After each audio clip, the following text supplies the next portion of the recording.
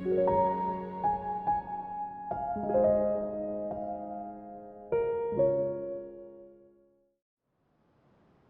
kecil, aku diajari untuk tidak berterus terang kepada orang lain dan tidak membuat masalah. Itulah pendekatanku dalam hidup.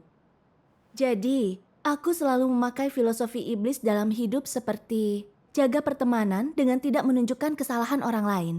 Dan jangan pernah menyerang kelemahan orang lain. Iya.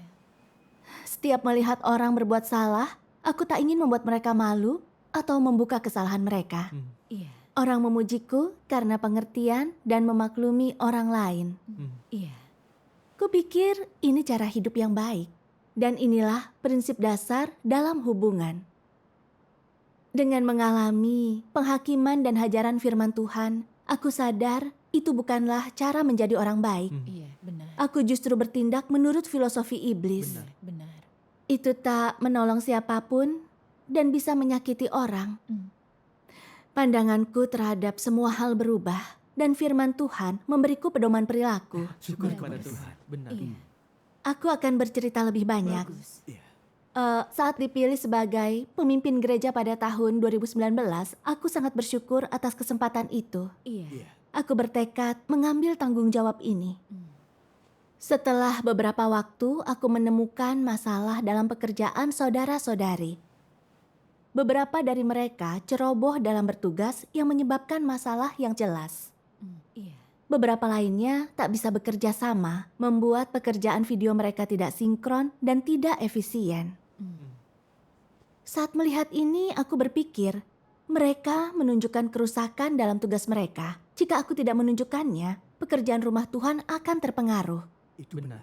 Aku harus bersekutu dengan mereka agar mereka paham dan berubah. Iya. Itu benar. Lalu aku berpikir, jika sejak awal aku menyingkap masalah mereka, bagaimana pendapat mereka tentangku?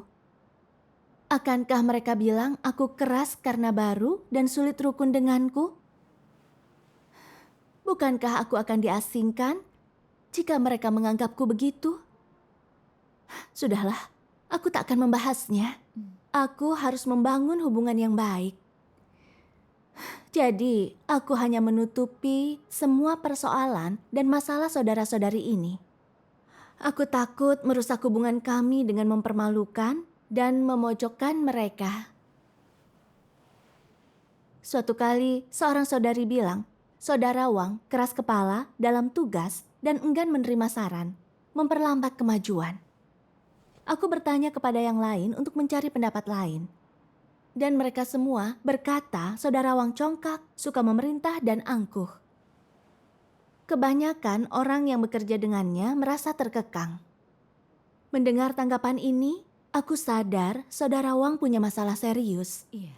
Dan jika tidak ditangani, tidak akan membantu jalan masuk kehidupannya dan pekerjaan rumah Tuhan. Iya, benar. Aku harus membantunya memahami ini masalah yang serius. Itu benar. Namun saat berbicara dengan Saudara Wang, aku hanya ingin mundur. Kupikir, semua masalah ini adalah bagian terburuk dari Saudara Wang. Jika aku menjelaskan semua masalahnya, akankah dia merasa diremehkan dan tidak pantas? Bukankah itu memalukan? Jika dia merasa aku sengaja mengincarnya, bukankah dia akan membenciku? Kami selalu bertemu dalam pertemuan saat melakukan tugas. Bagaimana bisa rukun jika kami merasa canggung? Lalu aku ingat dia selalu bilang dia punya watak congkak. Jadi kalau kubahas sedikit, tanpa menyebutkan hal yang sensitif, dia tidak akan terlalu malu. Dan hubungan kami tidak akan terlalu canggung. Jadi, dalam persekutuan kami, dengan ringan kusebutkan kalau dia congkak dan juga angkuh. Dia mendengarkanku dan mengakui bahwa dia memang congkak dan angkuh. Dan dia sudah menyadarinya. Aku tahu dia tidak sadar ini masalah serius. Iya. Tetapi aku tidak bilang apa-apa lagi. Karena belum benar-benar memahami dirinya, dia tetap keras kepala dalam tugasnya karena tak bisa bekerja sama dan menyebabkan penundaan dia dipindahkan. Dia mengambil tugas lain, tetapi terhalangi oleh wataknya yang rusak, dia tidak terlalu efektif. Suatu hari, penyeliannya berkata kepadaku dengan marah, "Apakah kau mengetahui masalah saudara Wang? Mengapa kau tidak bersekutu dengannya? Dia sangat memengaruhi kemajuan pekerjaan kita." Ya, rasanya seperti Tuhan menegurku melalui dia karena aku tidak menerapkan kebenaran. Iya. Aku merasa sangat bersalah. Hmm. Seandainya aku menunjukkan masalahnya dan dia merenungkannya, dia mungkin bisa melakukan tugasnya dengan baik. Benar. Itu benar. Namun, dia tidak benar-benar memahami naturnya, sehingga dia gagal dan belum berubah sampai sekarang. Dia menghalangi pekerjaan. Bukankah aku merugikan pekerjaan rumah Tuhan? Benar. Iya. Kupikir kemanusiaanku baik, tetapi kini aku sadar bahwa aku hanya takut mempermalukan orang lain dan memberi kesan buruk. Itu tidak baik bagi jalan masuk kehidupan orang atau pekerjaan rumah Tuhan. Itu benar. Itukah kemanusiaan yang baik? Aku lalu membaca firman Tuhan. Harus ada standar untuk kemanusiaan yang baik, bukan dengan bersikap biasa, mengabaikan prinsip, dan tidak menyinggung orang. Mencari muka, bersikap licin, dan menyenangkan semua orang. Bukan ini standarnya. Jadi apa standarnya? Memperlakukan Tuhan, orang lain, dan peristiwa dengan hati yang benar, bertanggung jawab, dan melakukan dengan cara yang dapat dilihat dan dirasakan semua orang. Selain itu, Tuhan menyelidiki hati manusia dan mengenal setiap mereka. Sebagian orang membual tentang memiliki kemanusiaan yang baik, tidak pernah berbuat buruk, tidak pernah mencuri, atau mengingini milik orang lain. Mereka bahkan membiarkan orang lain untung di atas kerugian mereka, lebih suka rugi dan tidak pernah berkata buruk tentang siapapun, agar semua orang berpikir mereka orang yang baik. Namun, ketika melakukan tugas di rumah Tuhan, mereka licik, membuat rencana kotor bagi diri sendiri. Mereka tidak pernah memikirkan kepentingan rumah Tuhan, tak pernah menganggap mendesak apa yang Tuhan anggap mendesak atau berpikir seperti Tuhan, dan tidak bisa menyingkirkan kepentingan diri sendiri ketika melakukan tugas. Mereka tak pernah meninggalkan kepentingan sendiri. Mereka tak menyingkap kejahatan bahkan saat melihatnya. Mereka tidak memiliki prinsip. Ini bukan contoh kemanusiaan yang baik. Amin. Amin. Firman Tuhan menunjukkan pedoman perilaku. Orang baik tidak mengambil jalan tengah atau bungkam tentang masalah orang lain. Itu benar. Mereka tidak mencari harmoni penuh atau mempertahankan hubungan yang sempurna dengan orang lain. Itu benar. Standar itu ada pada berprinsip dan memiliki rasa keadilan, menegakkan prinsip tanpa rasa takut, dan melindungi rumah Tuhan saat kepentingannya dirugikan. Benar. Benar. Dalam interaksiku dengan saudara-saudari, aku fokus agar tidak mempermalukan atau menyinggung siapapun. Kukira orang akan berpikir baik tentangku jika aku mempertahankan hubungan baik. Itu tidak sejalan dengan prinsip kebenaran. Aku melihat kerusakan dan gangguan orang dalam pekerjaan rumah Tuhan. Namun, karena ingin melindungi citra baikku, aku tidak melindungi kepentingan gereja dan menutup mata. Aku membiarkan masalah itu. Terutama dengan saudara Wang. Aku tahu masalahnya memengaruhi pekerjaan rumah Tuhan. Tetapi aku takut dia mengira aku mengincarnya, lalu tidak menerima perkataanku dan memakainya untuk menyerangku. Saat bersekutu dengannya, aku menutupi banyak hal, mengecilkan masalah itu. Akibatnya, dia tidak menanggapi masalahnya dengan serius. Benar. Dari luar, aku mempertahankan citraku yang tidak berbahaya. Tetapi nyatanya, aku merugikan pekerjaan gereja dan jalan masuk kehidupan orang lain. Benar. Aku tahu aku berusaha menyenangkan semua orang, seorang penipu sejati. Aku membaca firman Tuhan dalam waktu teduhku. Sebagian pemimpin gereja tidak menegur saudara-saudari ketika sembrono melaksanakan tugas, walaupun seharusnya menegur mereka. Ketika melihat kepentingan rumah Tuhan dirugikan, mereka pura-pura tidak melihat agar tidak menyinggung orang lain. Mereka melakukan ini bukan karena mempertimbangkan kelemahan orang lain. Mereka tahu jelas pikiran mereka. Jika aku sembunyikan hal ini dan tidak menyinggung siapapun, mereka akan berpikir aku pemimpin yang baik. Mereka akan berpikiran baik dan bagus tentang diriku. Mereka akan mendukung dan menyukaiku. Sebesar apapun kerugian kepentingan rumah Tuhan dan betapa umat pilihan Tuhan dihambat dalam jalan masuk kehidupannya, atau betapa kehidupan bergereja mereka terganggu, mereka berpegang pada falsafah iblis untuk tidak menyinggung orang. Tidak ada keinginan untuk menegur diri sendiri. Paling-paling mereka menyinggung masalah tertentu sambil lalu begitu saja. Mereka tidak mempersekutukan kebenaran dan menunjukkan esensi masalah, apalagi membedah keadaan orang. Mereka tidak menuntun orang masuk kenyataan kebenaran dan mereka tidak pernah menyampaikan kehendak Tuhan atau kesalahan yang sering orang lakukan atau jenis watak rusak yang orang singkapkan. Mereka tidak menyelesaikan masalah nyata ini. Sebaliknya mereka memanjakan kelemahan, kenegatifan, dan kecerobohan orang lain. Mereka selalu membiarkan perilaku orang ini tanpa memberi mereka label yang benar. Dan justru karena demikian, kebanyakan orang berpikir pemimpin kita itu seperti ibu bagi kita. Mereka bahkan lebih pengertian terhadap kelemahan kita dibanding Tuhan. Tingkat pertumbuhan kita mungkin terlalu rendah untuk mencapai tuntutan Tuhan, tetapi cukup untuk memenuhi tuntutan pemimpin kita. Mereka pemimpin yang baik bagi kita. Jika saatnya tiba ketika yang di atas mengganti pemimpin kita harus memperdengarkan suara kita dan mengemukakan pendapat dan keinginan kita. Kita harus berusaha bernegosiasi dengan yang di atas.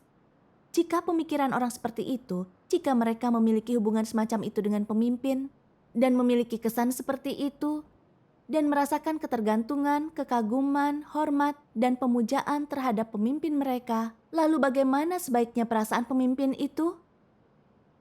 Jika dalam hal ini, mereka menegur diri, memiliki beban, dan merasa berutang kepada Tuhan, mereka tidak boleh terpaku pada citra mereka di hati orang.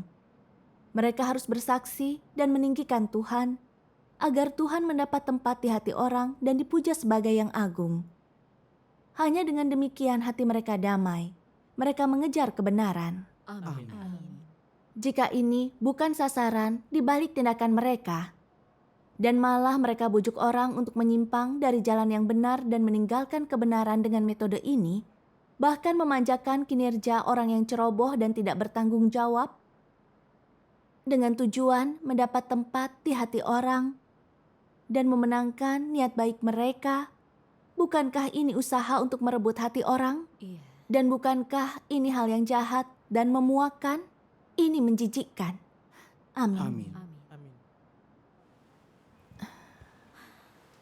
Ini menyingkap esensi dan motif di balik tindakanku. Benar. Sejak menjadi pemimpin, aku berhati-hati mempertahankan hubungan baik. Aku tidak mengungkit masalah orang untuk melindungi martabat mereka. Aku tidak merasa terdesak melihat saudara Wang mengganggu dan menghalangi pekerjaan gereja. Sebaliknya, aku menjaga ucapanku di dekat semua orang, ingin mempertahankan tempatku di antara mereka. Aku tampak lembut dan tidak berbahaya dari luar, tetapi itu topeng untuk saudara-saudariku. Aku menggunakan perilaku dan kata-kata yang manis untuk memenangkan hati orang, agar mereka menyukai dan mengagumiku. Dengan begitu, aku memperkuat posisiku. Iya. Aku ingin memuluskan jalanku sendiri dengan mengorbankan kepentingan rumah Tuhan. Aku melawan prinsip kebenaran. Aku berada di jalan antikristus. Benar. Lalu firman Tuhan datang kepadaku. Engkau mungkin sangat ramah dan setia kepada keluarga, sahabat, istri, atau suami, putra-putri, dan orang tuamu, dan tidak pernah memanfaatkan orang lain. Tetapi jika engkau tidak sesuai dengan Kristus atau tidak dalam keharmonisan dengannya, maka sekalipun engkau menolong sesamamu dengan semua yang ada padamu, atau merawat baik-baik ayah, ibu, dan keluargamu, aku akan tetap menyebutmu jahat dan menyebutmu penuh dengan tipu muslihat. Amin. Amin. Amin. Rumah Tuhan mengizinkanku memimpin, membimbing orang, menerapkan kebenaran, melakukan tugas, menjunjung pekerjaan Tuhan, mempersekutukan kebenaran, dan mengatasi masalah.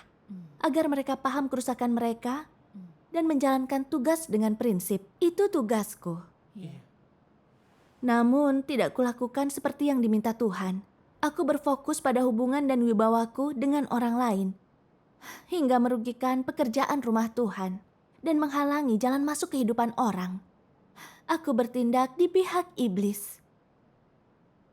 Aku persis seperti yang Tuhan ungkapkan dalam firman-Nya. Aku bukan hanya buruk, tetapi juga licik, egois, dan tercela.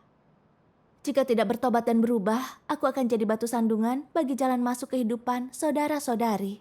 Benar. Iya. Aku akhirnya memahami aturan hidupku dalam berinteraksi.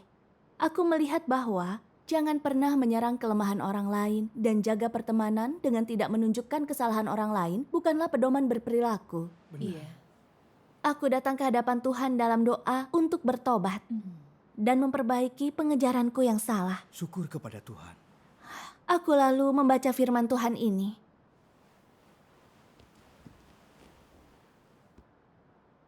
Jika engkau ingin memiliki hubungan yang normal dengan Tuhan, hatimu harus berpaling kepada Tuhan. Dengan dasar ini, hubunganmu dengan orang lain juga akan normal. Jika hubunganmu dengan Tuhan tidak normal, meski engkau berusaha mempertahankan hubungan dengan orang lain, sekeras apapun usahamu, semua itu hanyalah falsafah hidup manusia. Engkau sedang mempertahankan status melalui sudut pandang dan falsafah manusia agar orang memujimu. Tetapi tidak kau ikuti firman Tuhan untuk membangun hubungan normal dengan orang lain. Jika fokusmu tidak pada hubungan dengan orang lain, tetapi menjaga hubungan yang normal dengan Tuhan, jika bersedia memberi hatimu kepada Tuhan dan belajar menaatinya, maka secara alami hubunganmu dengan semua orang akan menjadi normal. Dengan demikian, hubungan ini tidak dibangun dalam daging, melainkan di atas dasar kasih Tuhan. Hampir tidak ada interaksi daging, tetapi di dalam roh ada persekutuan dan ada saling mengasihi, saling menghibur, dan saling membekali. Semua ini dilakukan di atas dasar hati yang memuaskan Tuhan.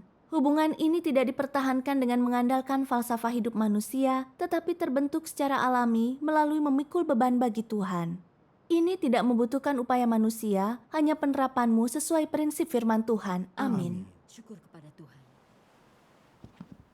Firman Tuhan menunjukkan kepadaku, hubungan yang baik tidak bisa menggunakan filosofi manusia. Benar. Hanya dengan memelihara roh orang lain sesuai firman Tuhan, semua orang diuntungkan. Iya, Iya. benar. Saat melihat orang lain melakukan tugasnya dengan kerusakan, aku tidak boleh fokus pada citra sendiri.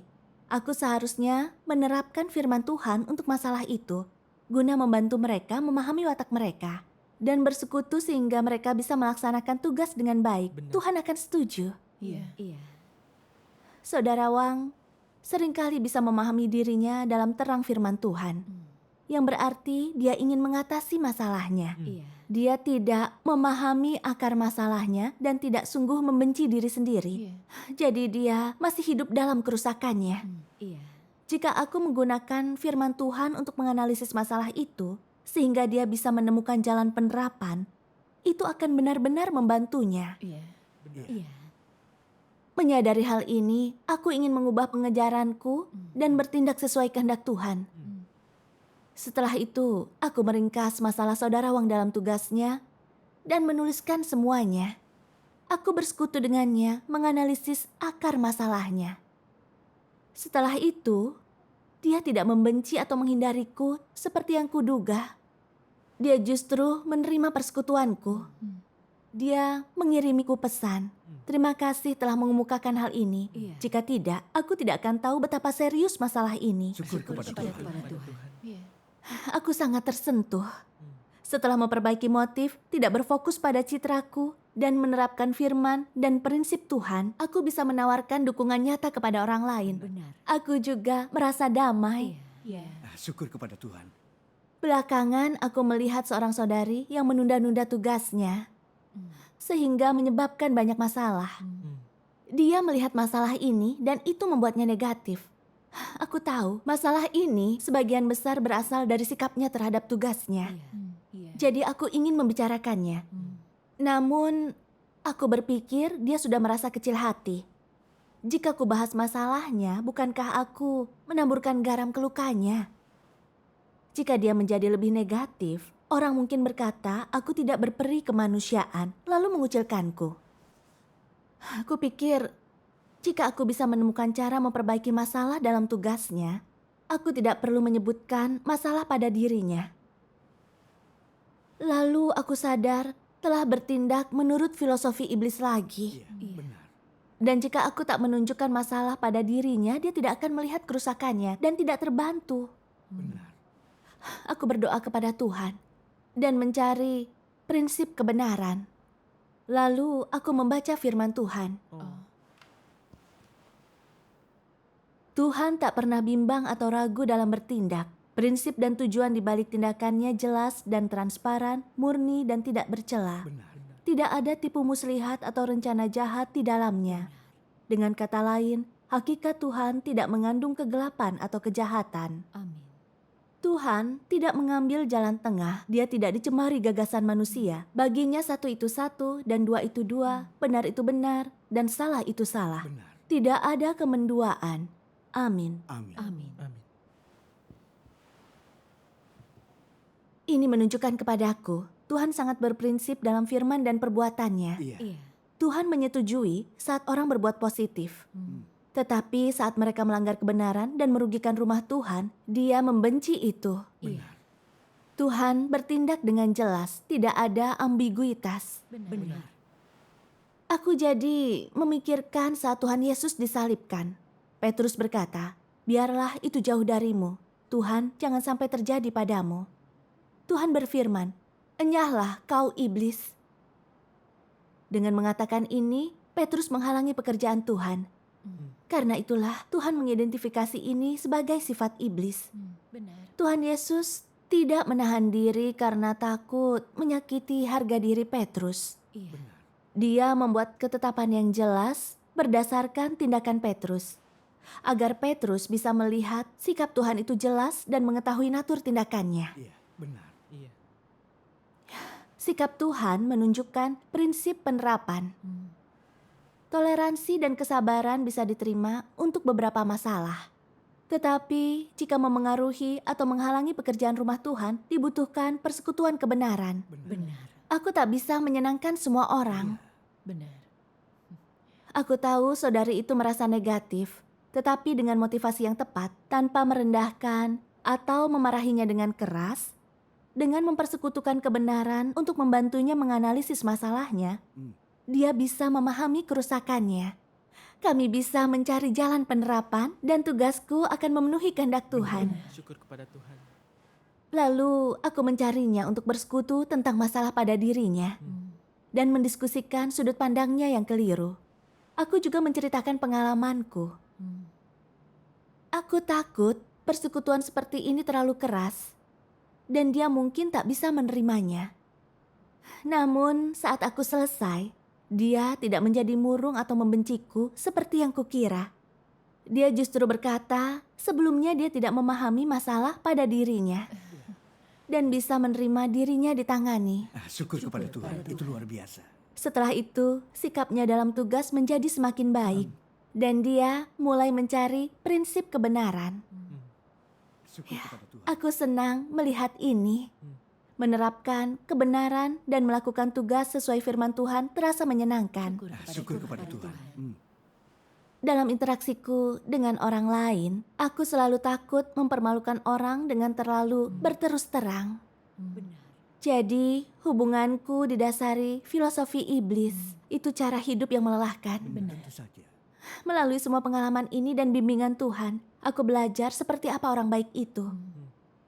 Selain itu, penting menjunjung prinsip dan menerapkan firman Tuhan saat berinteraksi dengan orang lain. Itulah prinsip perilaku yang baik. Amin. Amin. Syukur kepada Tuhan. Syukur kepada Tuhan. Syukur kepada cara hidup yang luar biasa. Syukur kepada Tuhan. Pengalaman yang bagus.